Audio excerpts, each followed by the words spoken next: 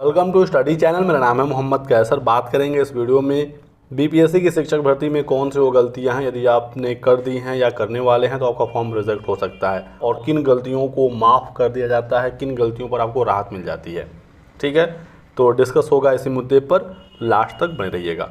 सबसे पहले मैं अप्लाई ऑनलाइन पर क्लिक करता हूँ और यहाँ पर ऑनलाइन एप्लीकेशन पर क्लिक करता हूँ। इसके बाद नेक्स्ट पेज कुछ इस प्रकार से आएगा। यहाँ पर 1 to 5 के लिए भी रजिस्ट्रेशन की प्रक्रिया शुरू हो गई है। यहाँ पर लिंक आ गया है, ध्यान रखना है। यहाँ पर लिखा गया है if you only want to apply for 1 to 5, तो आपको यहाँ पर क्लिक करना है। यानी कि यदि आपको सिर्फ 1 to 5 का फॉर्म भरना है, इसके अलावा किसी अन्य पद के लिए फॉर्म नहीं भरना है, तो आपको यहाँ पर क्लिक करना है और अपने रजिस्ट्रेशन, पेमेंट और एप्लीकेशन की प्रक्रिया को पूरा करना है। लेकिन यदि आपने 1 to 5 छोड़कर किसी भी पद के लिए रजिस्ट्रेशन और फी पेमेंट कर दिया है, क्योंकि अब नया फी पेमेंट और रजिस्ट्रेशन 6 to 12 के लिए नहीं होगा, ये 17 नवंबर तक था, यही लास्ट डेट था फी पेमेंट का। तो यदि आपने किया हुआ है 6 to 12 किसी भी एक पद के लिए या एक से अधिक पद के लिए, तो पेमेंट के बाद की प्रक्रिया आपको कंप्लीट करना होगा। समय 25 नवंबर तक का है, लेकिन जितना जल्दी हो सके आप अपनी प्रक्रिया को कंप्लीट करके फाइनल अपने फॉर्म को सबमिट करिएगा। उसके बाद आप लॉगिन होंगे। लॉगिन होने के बाद आपके फॉर्म के अंदर डैशबोर्ड में दिखेगा 1 to 5 के लिए रजिस्ट्रेशन का लिंक, वहां पर क्लिक करके आपको फिर 1 to 5 का अंदर पूरा फॉर्म भरना होगा। कहने का मतलब है कि आपको किसी भी कंडीशन में 2 फॉर्म नहीं भरना है। 6 to 12 के लिए यदि आपने फॉर्म भर रखा है या भरने वाले हैं, तो कंप्लीट करके प्रक्रिया फॉर्म के अंदर आपको 1 to 5 के लिए भी रजिस्ट्रेशन करना है। और आपको सिर्फ यदि 1 to 5 का फॉर्म भरना है तो लिंक यहाँ पर है। ठीक है, 6 to 12 के लिए अब रजिस्ट्रेशन नया नहीं होगा। ऑनलाइन अप्लाई पर क्लिक करेंगे तो यहाँ पर आ जाएगा message, registration date has been close. ठीक, तो 6 to 12 के लिए रजिस्ट्रेशन क्लोज हो चुका है। आपने पेमेंट कर दिया होगा तो आप लॉगिन करके अपनी प्रक्रिया को कंप्लीट कर सकते हैं यहाँ से। ठीक है, 1 to 5 के लिए आप फॉर्म भर सकते हैं। मैं यहाँ पर क्लिक करूँगा तो रजिस्ट्रेशन की प्रक्रिया शुरू हो जाएगी। ये सिर्फ 1 to 5 के लिए है। ठीक है, लेकिन फॉर्म लगभग वही है, बस थोड़ा सा चेंज होगा। जैसे कि यहाँ पर बस एक ही ऑप्शन आएगा और आगे कुछ आपको 1-2 बदलाव देखने को मिलेंगे। मैं अभी आपको दिखा दूँगा जहाँ जहाँ पर डाउट है। मेरे पास सारा रिकॉर्डिंग है 6 to 12 के लिए भी, तो टेंशन नहीं लेना है। ठीक है, तो सबसे पहले आपको नाम भरना होता है, अपना नाम, फिर father name, mother name, husband name, विवाहित महिला की कंडीशन में। अब नाम में आपके अपने ही नाम में कोई बहुत बड़ा मिस्टेक नहीं होना चाहिए। कोई माइनर मिस्टेक है तो चल जाता है। मान लीजिए स्पेलिंग में कोई आपने मिस्टेक कर दी, जहाँ पर स्पेस नहीं था वहाँ पर आपने एक्स्ट्रा स्पेस दे दिया, या जहाँ पर था आपने दिया नहीं, तो ये छोटी गलतियाँ हैं। एफिडेविट वगैरह बनवाकर आपका काम चल जाएगा, एक बार आपको वेरीफाई कर लिया जाएगा। यदि आप जेन्युइन कैंडिडेट हैं, आपसे कोई माइनर मिस्टेक हुई है तो आपको राहत मिल जाएगी। हालांकि आपने देखा होगा अभी हाल फिलहाल में बीपीएससी और शिक्षा विभाग दोनों काफ़ी स्ट्रिक्ट हो गए हैं, तो फॉर्म भरते समय तो आपको कहीं कोई गलती नहीं करनी है। अगर कहीं कोई मिस्टेक हो ही गई है तो करेक्शन तो है नहीं। ठीक है, तो आप उसमें बदलाव नहीं कर सकते। तो आपको ऐसा कंडीशन में एक एफिडेविट बनाना होगा कचहरी से जब आप जाएंगे डीवी के लिए। ठीक है, फॉर्म रिजेक्ट होना ही सब कुछ नहीं होता। ठीक है, बहुत बार होता क्या है कि आपने कोई बहुत बड़ी मिस्टेक कर दी, बीपीएससी ने सीधे सीधे देखा और आपके फॉर्म को रिजेक्ट कर दिया, आपका एडमिट कार्ड ही जारी नहीं किया। ठीक, ये तो पहला कंडीशन हुआ। दूसरा ये हुआ कि आपका एडमिट कार्ड आया लेकिन आपको एग्जामिनेशन सेंटर पर रोक दिया गया। जैसे आपका नाम है राम, आपने भरा यहाँ पर श्याम। ठीक, आप गए एग्जामिनेशन सेंटर पर एडमिट कार्ड लेकर, उसमें आपका नाम कुछ और है, जो आपके पास आईडी है उसमें कुछ और है, दोनों मैच ही नहीं हो रहा है, या फिर फ़ोटो में आप पहचान में ही नहीं आ रहे हैं, आपने किसी और का फ़ोटो अपलोड कर दिया, तो इस कंडीशन में आपको एग्ज़ाम सेंटर पर भी रोका जा सकता है। तो ऐसे में जब आप परीक्षा देंगे ही नहीं तो आप बाहर ही हैं। या फिर आपने एग्ज़ाम भी दे लिया, बाद में आपको बाहर कर दिया गया, या रिज़ल्ट आने के बाद डीवी काउंसलिंग में बाहर कर दिया गया। तो कई स्टेज पर मल्टी लेयर फिल्ट्रेशन होता है, ये आपको ध्यान रखना है। तो आपको हर हाल में ये कोशिश करनी है कि फॉर्म में कोई गलती ना हो। नाम वगैरह में मैंने आपको बताया कि कोई स्पेलिंग मिस्टेक है तो चल जाएगा, लेकिन बहुत बड़ा कोई ब्लंडर नहीं होना चाहिए। ठीक है, स्पेशली आपके नाम में तो गलती नहीं होनी चाहिए। फादर मदर नेम में कहीं कोई छोटा मिस्टेक है तो एफिडेविट से काम चल जाएगा। या फिर मान लीजिए आपका नाम यहाँ पर बिल्कुल आपने सही लिखा, हाई स्कूल की मार्कशीट में भी वही चीज़ है, लेकिन कहीं आप एक मार्कशीट में, इंटर में या ग्रेजुएशन में या डीएलएड बीएड में कहीं पर कोई फादर नेम या मदर नेम में मिस्टेक है। ठीक है, छोटी मिस्टेक है, कोई दिक्कत नहीं होगी, एफिडेविट बनवा लीजिएगा। नहीं तो यदि आपके पास समय हो तो उसमें ही करेक्शन करवाना, ताकि आगे कोई दिक्कत आए ही ना। ठीक है, फीमेल यदि अपने नाम के पहले कुमारी या केएम वगैरह लिख दी हैं या आपके हाई स्कूल की मार्कशीट में है तो भी कोई दिक्कत नहीं आती है। हाई स्कूल की मार्कशीट में है और अन्य कहीं पर भी यदि कुमारी नहीं है तो आप यहाँ पर भी मत लिखिएगा। लिख दिया आपने तो कोई बहुत बड़ी समस्या नहीं है। आईडी में दोस्तों आधार कार्ड का नंबर आपको बिल्कुल सही डालना है, क्योंकि यहीं से आपका वेरिफिकेशन होता है, आपका पहचान यहाँ से किया जाता है। पहचान में कोई दिक्कत होगी तो आपको बाहर कर दिया जाएगा, या फिर ऐसी गलती जो आपके मेरिट को प्रभावित करती है। मेरिट को प्रभावित करने का मतलब आप मान लीजिए हैं सामान्य वर्ग के, आपने रिजर्व कैटेगरी चुन लिया तो आपका रिजल्ट तो बीपीएससी रिजर्व कैटेगरी में देगा, ठीक है। और आप जब डीबी में जाएंगे आपके पास जाति प्रमाण पत्र या उस रिजर्व कैटेगरी का सर्टिफिकेट होगा नहीं तो आपको बाहर किया जाएगा, ठीक है। तो ये बहुत बड़ी मिस्टेक होती है और मेरिट को प्रभावित करने वाला कोई भी गलती आपने किया तो आप बाहर होंगे। इसी प्रकार से मान लीजिए आप रिजर्व कैटेगरी के हैं लेकिन आपने यूआर से फॉर्म भर दिया तो इस कंडीशन में आपको बाहर नहीं किया जाएगा। यदि आप यूआर का कट ऑफ पार करते हैं तो आपको मौका मिल जाएगा, क्योंकि यूआर की सीट तो सबके लिए है, वो तो कोई जनरल के लिए रिजर्व है नहीं, ठीक है। तो इस प्रकार से आपको समझना है। तो आधार कार्ड, पैन कार्ड या डीएल में से कोई भी एक आपको सेलेक्ट करना है। जो सेलेक्ट करेंगे उसका नंबर आपको सही डालना होगा। आधार कार्ड आपको यहाँ पर अपलोड करना है जो बिल्कुल साफ साफ होना चाहिए और आपका ही होना चाहिए, दूसरे का है तो आप बाहर ही हैं भर्ती से। आपका हो और कम से कम इतना साफ हो कि आपका नाम और आधार नंबर ये पढ़ा जा सके, वो पठनी हो, रीडेबल हो, ठीक है। आगे बढ़ते हैं। तो यहाँ पर आपने यस किया ही होगा भारत का नागरिक में, ठीक है। लेकिन इसके आगे जो ये वाला ऑप्शन है, आप बिहार के रहने वाले हैं या नहीं हैं तो यस करना है, नहीं है तो नो करना है। अदर स्टेट वाले यदि यस किए तो ये बाहर होंगे, क्योंकि यस करने की कंडीशन में आपके पास बिहार का निवास प्रमाण पत्र होना चाहिए, ठीक है। फॉर्म भरते समय आपको डालना होता है। यदि आपने कुछ यहाँ पर फर्जीवाड़ा किया है आप बाद में बाहर हो जाएंगे। इसी प्रकार से बिहार का आप निवासी हैं और यदि आप सामान्य वर्ग के हैं तो आप तो यहाँ पर नो रहने देंगे। लेकिन यदि आप सामान्य वर्ग के होते हुए रिजर्व कैटेगरी चुनते हैं और कुछ यहाँ पर फर्जीवाड़ा करते हैं तो बाद में आप बाहर हो जाएंगे, ठीक है। लेकिन यदि आप रिजर्व कैटेगरी के हैं, गलती से आपने सामान्य सेलेक्ट कर लिया और यहाँ पर नो कर दिया तो ऐसे में कोई भी दिक्कत नहीं आएगी, ठीक है। तो ये चीज़ें हैं, आप समझिएगा। शादी हुई नहीं हुई आपको सही ही बताना है, हालांकि ये कोई बहुत बड़ा मैटर नहीं है, लेकिन जो भी जानकारी आप देंगे अपने हिसाब से 100% आपको सही देना है। मेल फीमेल ये बहुत बड़ा फैक्टर है, ठीक है।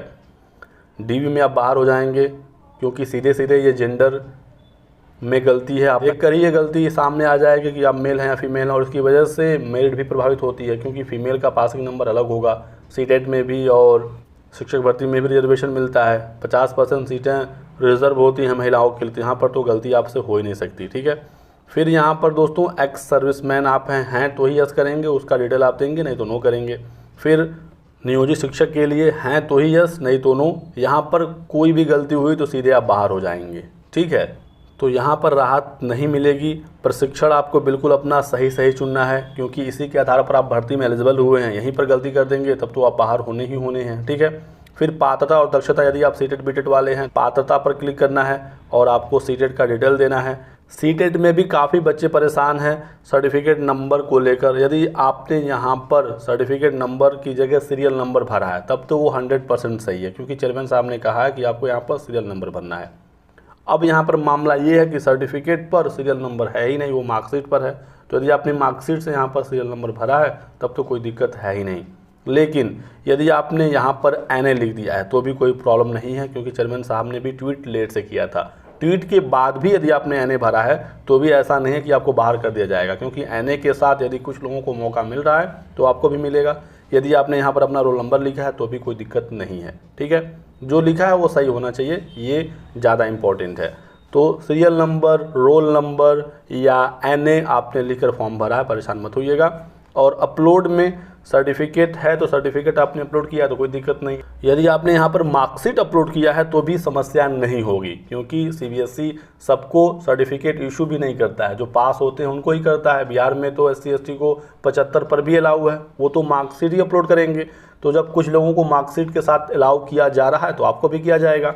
बात को आपने समझा होगा। इशू डेट में आपको इशू डेट भरना है, और यहाँ पर भी गलती नहीं आप कर सकते। हो गई है मान लीजिए तो आपको राहत मिल सकती है, क्योंकि आप इसके लिए फिर प्रूफ वगैरह दिखा देंगे, आप जेन्युइन कैंडिडेट होंगे तो आपको समय मिलेगा आपको अपनी पात्रता सिद्ध करने का। डेट ऑफ बर्थ 10th की मार्कशीट से बनना होता है और ये भी आपका सही होना चाहिए। एड्रेस में एक गलती छोटी है तो चल जाएगा, आपके गांव के नाम में, पोस्ट, थाना वगैरह में स्पेलिंग मिस्टेक चल जाएगा, कोई दिक्कत नहीं आएगी, ठीक है। लेकिन अब स्टेट ही ना उल्टा हो जाए, बिहार के हैं आपने यूपी सेलेक्ट कर दिया, या यूपी के हैं बिहार कर दिया, तो ये नहीं चलेगा। डिस्ट्रिक्ट, स्टेट, ये सारी चीज़ें सही होनी चाहिए। एड्रेस वगैरह में कोई छोटी मिस्टेक है, माइनर मिस्टेक, तो इसके लिए आपको माफ़ किया जा सकता है, ठीक है। उसी प्रकार से यहाँ पर भी आपको एड्रेस भरना है, ठीक है। और फिर आपको यहाँ पर ईमेल आईडी डालनी है, ईमेल आईडी दोनों जगह सेम डालेंगे, ठीक। और ईमेल आईडी आपको बिल्कुल सही डालनी है। हालांकि ईमेल आईडी आपका वेरीफाई नहीं होता है, लेकिन बाद में इसका यूज पड़ सकता है, तो आपको बिल्कुल अपना वर्किंग ईमेल आईडी डालना है। मोबाइल नंबर तो आप अपना ही डालेंगे, क्योंकि इसको वेरीफाई किया जाता है OTP से। यदि आप कहीं पर भी फॉर्म भरवा रहे हैं, मोबाइल आपको अपना ही डालना है, और ये वाला कैप्चा कोड यहाँ पर डालकर ओके करना है, ठीक है। यहाँ पर कुछ चीज़ें छूट गई, जैसे एस्टेट वगैरह का डिटेल, मैं आपको उसके बारे में भी बता देता हूँ। ये 6 to 12 का फॉर्म है, तो यहाँ पर प्रशिक्षण में देखिए काफ़ी सारे ऑप्शन आ रहे हैं। यहाँ पर भी आपकी गलती माफ़ योग्य नहीं है, आपको यहाँ पर सही भरना है, क्योंकि आप इसी के आधार पर फॉर्म भर रहे हैं, तो यहाँ की गलती तो माफ़ नहीं ही की जाएगी। एस्टेट को लेकर एक बहुत बड़ा डाउट था छात्रों के बीच में। काफ़ी छात्रों ने अन्य विषय पर क्लिक कर दिया, अपना सब्जेक्ट उन्होंने छोड़ दिया। ऐसे में यदि आपने अन्य पर क्लिक किया है तो भी आपका फॉर्म रिजेक्ट नहीं होगा, चाहे एस्टेट पेपर 1 हो या पेपर 2 हो। चेयरमैन साहब ने बता दिया है, तो कोई भी टेंशन यहाँ पर नहीं है, ठीक है। यदि आपने अपना विषय चुना हो तो ठीक है, विषय नहीं चुनकर यदि आपने अन्य पर क्लिक कर दिया या बाद में अपडेट होकर ये अन्य विषय हो गया था, तो दिक्कत नहीं आएगी। और एस्टेट का जहाँ पर आपको सर्टिफिकेट नंबर लिखना था, तो वहाँ पर 2023 वालों को यूनिक आईडी लिखना था, और पहले वाले होंगे तो आपके पास सर्टिफिकेट नंबर होगा ही। यदि आपने वो नंबर लिखा है जो आपके सर्टिफिकेट पर प्रिंटेड है, तो दिक्कत नहीं आएगी, वहाँ से आपको वेरीफाई कर लिया जाएगा। सब्जेक्ट क्वालिफाइंग पार्ट में कुछ भी आपने चुना हो, इस गलती की वजह से आपका फॉर्म रिजेक्ट नहीं होगा, लेकिन जो आप सेलेक्ट करेंगे उसका ही प्रश्न आपको भाषा में करना होगा। 22 सवाल इसी से पूछे जाएंगे, ठीक है। तो ये कोई ऐसी मिस्टेक नहीं है जिसकी वजह से फॉर्म रिजेक्ट हो, लेकिन आपको समस्या होगी यदि आपने ऐसा विषय चुना जो आपका तैयार नहीं है, ठीक। तो ये आप समझिएगा।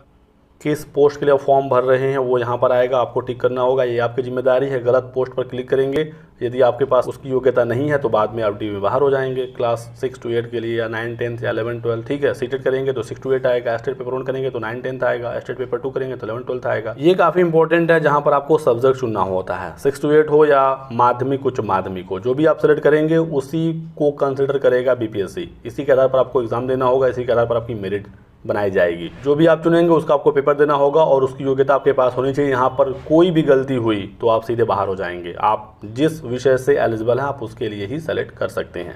तो रजिस्ट्रेशन यहाँ से आपको कंप्लीट करना होता है। कंप्लीट करने के बाद पेमेंट आप करेंगे। 17 नवंबर तक आपने कर ही लिया होगा, मैं आशा करता हूँ। वो सारे लोगों ने तो फाइनल अपना फॉर्म ही सबमिट कर लिया है। फी पेमेंट करने के बाद फिर आपको लॉगिन होकर अपना आगे का फॉर्म कंप्लीट करना है। फी पेमेंट के बाद लॉगिन होंगे तो आपको यहाँ पर क्लिक करना है। ये प्रक्रिया आप 25 नवंबर तक कर सकते हैं, ठीक है। सारी चीज़ें पहले से ही फिल होंगी, यहाँ पर आप कुछ भी एडिट नहीं कर पाएंगे। पूरे फॉर्म में कहीं कोई करेक्शन नहीं है, तो आपको बस यहाँ पर चीज़ों को देखना है। और सबसे नीचे नेक्स्ट का ऑप्शन मिलेगा, यहाँ पर देख सकते हैं नेक्स्ट, ठीक। तो क्लिक करने के बाद नेक्स्ट पे जैसे आएगा, यहाँ पर भी कुछ डिटेल पहले से फिल होंगी, आपको यहाँ पर कुछ भी क्लिक करने की आवश्यकता नहीं है। यहाँ पर सबसे पहला डिटेल आप भरेंगे 6 to 8 के लिए। मैं यहाँ पर फॉर्म दिखा रहा हूँ तो उसकी योग्यता आएगी। अब यहाँ पर कोई मिस्टेक आप नहीं कर सकते। यहाँ पर आपको बताना होगा कि आपका ग्रेजुएशन DLED है या ग्रेजुएशन BEd है या BLEd है। एग्जैक्टली आपको बताना होगा कि आपके पास कौन सी योग्यता है। कोई भी गलती हुई तो आप बाहर हो जाएंगे, क्योंकि वो डॉक्यूमेंट आपका चेक होगा। जो भी आप फिल करेंगे, फिलहाल BPSC उसको सही मानते हुए आपका एडमिट कार्ड जारी करके आपसे परीक्षा ले सकता है, लेकिन DV में आप बाहर होंगे, क्योंकि BPSC को नहीं पता है कि आपने DLED किया है या BEd किया है। जो आप भरेंगे उसको फिलहाल BPSC सही मानेगा। जो भी आप भरेंगे उसका डिटेल पूछा जाएगा। जैसे मैंने ग्रेजुएशन और DLED चुना तो ये दोनों इन्फॉर्मेशन यहाँ पर मांगा जाएगा, ठीक है। तो आपको सही सारी जानकारी यहाँ पर भरनी है। जैसे ग्रेजुएशन की पूरी डिटेल आपको यहाँ पर देनी है। यहाँ पर आपको सब्जेक्ट लिखना है ग्रेजुएशन का। अब यहाँ पर कोई मिस्टेक छोटी मोटी चल सकती है, हर स्टूडेंट अपने हिसाब से अलग अलग भरेगा, क्योंकि सभी सब्जेक्ट तो आप लिख नहीं सकते। कोई शॉर्ट फॉर्म में लिखेगा, कोई फाइनल ईयर का अपना सब्जेक्ट लिखेगा, जैसे PCM लिख दिया, फिजिक्स केमिस्ट्री मैथ, किसी ने फिजिक्स केमिस्ट्री मैथ लिखा, पूरा टाइप किया। या फिर आप स्ट्रीम भी यहाँ पर लिख सकते हैं, BA BSc BCom जो भी आपका था, जिस सब्जेक्ट में था, ठीक। तो यहाँ पर कोई मिस्टेक चल जाएगी। पासिंग ईयर आपको भरना होगा, इंस्टीट्यूट का आपको नाम भरना होगा, उसमें कोई स्पेलिंग मिस्टेक हो गई, ये छोटी चीज़ें हैं, ये आपके मार्क्सशीट वगैरह से वेरीफाई होता है। बोर्ड का नाम आपको भरना है। और फिर पूर्णांक प्राप्तांक से भी हालांकि कोई मेरिट में प्रभाव नहीं पड़ेगा, लेकिन गलती ना करें, कोई माइनर मिस्टेक है तो चल जाएगा। सर्टिफिकेट आपको सही सही अपलोड करना है, अपने ग्रेजुएशन का सर्टिफिकेट अपलोड करना है। सर्टिफिकेट नहीं है तो फाइनल ईयर की मार्कशीट से भी काम चल जाएगा, ठीक है। मार्कशीट नहीं है तो प्रोविजनल अपलोड कर दीजिएगा, लेकिन अपना ही करना है और बिल्कुल साफ साफ वो होना चाहिए, आपका नाम वगैरह सब कुछ दिखना चाहिए। फिर डीएलएड में सेम वही चीज़ होगी, सब्जेक्ट पर लिखना है, सब्जेक्ट नहीं तो आप सीधे सीधे स्ट्रीम अपना डीएलएड लिख सकते हैं। जो बीएड वाले होंगे बीएड लिख दीजिएगा, ठीक है, क्योंकि सभी सब्जेक्ट लिखना पॉसिबल तो है नहीं। तो ये कुछ चीज़ें यहाँ पर हैं। सेम ऐसे ही पासिंग ईयर और जो सारी डिटेल है वो आपको भरना होगा, और सर्टिफिकेट आपको डीएलएड का यहाँ पर अपलोड करना होगा। सर्टिफिकेट में गलती नहीं कर सकते आप, सर्टिफिकेट या मार्कशीट या प्रोविजनल कुछ नहीं है तो इंटरनेट कॉपी तो ज़रूर होगा, वो अपलोड कर दीजिएगा, साफ साफ होना चाहिए। और यहाँ पर आपको फिर प्रायोरिटी भरना होता है। प्रायोरिटी में आप कुछ भी भर दीजिए, ये कोई गलती नहीं है, जो भी आप भरेंगे उसके हिसाब से बीपीएससी आपको कंसिडर करेगा, और कोई गलती होगी तो फिर आप इसको झेलेंगे बाद में। फिर यहाँ पर आपको प्रायोरिटी देनी होती है जिले का, आप नियुक्ति कहाँ पर चाहते हैं। यहाँ पर भी गलती नाम की कोई चीज़ नहीं है, 3 ऑप्शन है, जो भी आप 3 जिले सेलेक्ट करेंगे फिर उसी के अकॉर्डिंग आपको जिला अलॉट किया जाएगा। गलती करेंगे तो फिर आपको कहीं दूर भेज दिया जाएगा, लेकिन यहाँ पर किसी भी ऑप्शन की वजह से आपको बाहर नहीं किया जाएगा। ये डिस्ट्रिक्ट प्रायोरिटी है जहाँ पर आपको नियुक्ति मिलनी है, ठीक है। फिर इसके बाद आपको 10th का डिटेल देना होता है, सर्टिफिकेट नंबर, इशू डेट और सर्टिफिकेट अपलोड, ठीक है। यहाँ पर आपको चीज़ें सही सही भरनी होती हैं, क्योंकि सारी चीज़ें आपका नेम, डेट ऑफ बर्थ वगैरह सर्टिफिकेट 10th से ही मैच कराया जाता है। उम्मीदवार का जो पहचान है यहाँ पर कुछ भी आप भर सकते हैं, कोई तिल वगैरह है, कोई कटे का निशान नाक कान गले पर तो उसको लिख सकते हैं। कुछ निशान नहीं है तो आप सीधे यहाँ पर चाहें तो नो मार्क भी लिख सकते हैं, कोई बहुत बड़ी बात तो नहीं है। तो यहाँ पर कोई भी मिस्टेक से कोई बहुत बड़ा प्रभाव नहीं पड़ेगा, तो यहाँ पर आपको राहत मिल जाएगी। लेकिन अन्य जो मैंने बताया वहाँ पर आप गलती नहीं कर सकते। अब यहाँ पर आपको फ़ोटो साइन अपलोड करना है। फ़ोटो आपको डायरेक्ट कैप्चर करना होता है कैमरे से, ये भी काफ़ी इंपॉर्टेंट है, क्योंकि आपका सीधा सीधा फ़ोटो यहाँ पर कैमरे से कैप्चर होता है। आपका चेहरा बिल्कुल साफ साफ होना चाहिए। जिस प्रकार से आप ये मेरा फ़ोटो देख रहे हैं ये सही नहीं है, ठीक है। अब देखिए ये कितना साफ हो गया। तो इस प्रकार का फ़ोटो अपलोड नहीं करना है, नहीं तो बाद में आपको पहचानने में दिक्कत होगी। हालांकि एडमिट कार्ड आपका आ जाएगा, क्योंकि एडमिट कार्ड में अलग से फ़ोटो अपलोड करना होता है। इस प्रकार का फ़ोटो होगा तो कहीं से आगे कोई दिक्कत नहीं होगी। देखिए चेहरा मेरा साफ साफ दिख रहा है, आँख का नाक साफ दिख रहा है, बैकग्राउंड क्लीन रखिएगा ताकि समस्या ना हो, ठीक है। एक्स्ट्रा लाइट मैंने ऐड किया तो देखिए फ़ोटो कितना बेहतर दिख रहा है। तो इस प्रकार का फ़ोटो होना चाहिए। और सिग्नेचर आपका एक अंग्रेजी भाषा में और एक हिंदी भाषा में, ठीक है, ये दोनों चीज़ें होनी चाहिए। फ़ोटो में विशेष रूप से ध्यान रखना है, क्योंकि लाइव फ़ोटो कैप्चर हो रहा है। आप कुछ भी कैप्चर कर देंगे सिस्टम तो ले ही लेगा, बाद में समस्या होगी जब आपका वेरिफिकेशन किया जाएगा, ठीक है। तो आप 1 टेक 2 टेक 3 टेक क्लिक करके अपना फ़ोटो अपलोड करिएगा। मान लीजिए पहली बार आपने किया सही नहीं हुआ, आप यहाँ पर देखिए रीटेक का ऑप्शन है, रीटेक पर क्लिक करके दोबारा से फ़ोटो खींच लीजिए, कोई दिक्कत नहीं है। और सिग्नेचर तो आप सिंपल वाइट पेज पर ब्लैक पेन से एक इंग्लिश में एक हिंदी में सिग्नेचर करके अपलोड कर दीजिएगा और फिर फाइनल फॉर्म को सबमिट कर दीजिएगा, ठीक है। तो ये कुछ जानकारी थी जो आप लोगों को देनी थी। वीडियो को लाइक और शेयर करिएगा। आशा करता हूँ आपको वीडियो पसंद आया होगा। कोई डाउट हो, सवाल हो तो लिखिएगा कमेंट सेक्शन में। बहुत बहुत शुक्रिया वीडियो को लास्ट तक देखने के लिए। Thanks for watching.